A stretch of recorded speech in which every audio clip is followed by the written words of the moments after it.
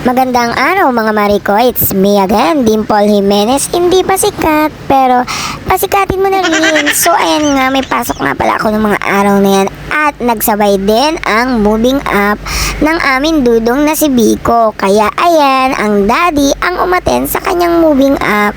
So ayan nga, pumanik muna ako sa aking classroom bago ako bumaba kay Biko para i-check silang mag-ama kung ano na nga bang nangyari sa kanilang dalawa. Ayan, at mag-uumpisa na nga pala ang moving up nila nung mga oras na yan. Ayan nga pala, at pinaganda na sila sa labas ng teacher para mag-marcha papasok sa loob. Kaso nga, ang aming Biko ay sinapian ng topak, o diba? Ayan ang kanyang daddy.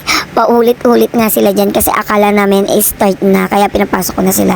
So ayan nga, nung time na yan, hirap na hirap talaga kami dito kay Biko. Once na kasi maraming tao at nakita niya maraming tao, kinakabahan na yan siya. Kasi nga mga madam, mga Marikoy, hindi nga kasi kami or siya sanay sa maraming tao at madalang din kasi siyang lumabas ng bahay. So pag mga ganyang event, medyo kabado ang aking dudong na si Biko. Grabe talaga ng mga oras na yan. Hindi namin alam kung paano namin siya pakakalmahin ng daddy niya. At good thing, may nagtitinda nga pala sa school ng drinks. Kaya naisipan ko siyang bilahan ng drinks nga pala dyan. So ayan nga, papanik na sila ng kanilang mini stage sa room para magsalita at iabot ang kanilang certificate. Pakinggan nga natin si Jen, pero sad to say na hindi nga siya dyan nagsalita, pero ito dapat yung kanyang sasabihin. It's time. Then, let's KDJ Abilardo. Determined Kid Awardee, Fortune Kid Award.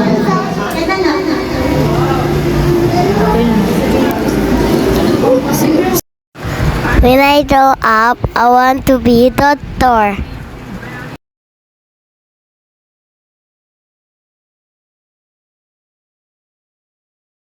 Ayan, yan nga pala ang dapat niyang sasabihin dyan. Kaso, ayan, di ba, nakita nyo naman, halos magyakapan na sila ng daddy niya dyan. Talagang ang aming dudong na si Bikong ay talagang sobrang mahiyain pagdating sa maraming tao talaga. Hindi kasi siya sanay sa mga ganyan.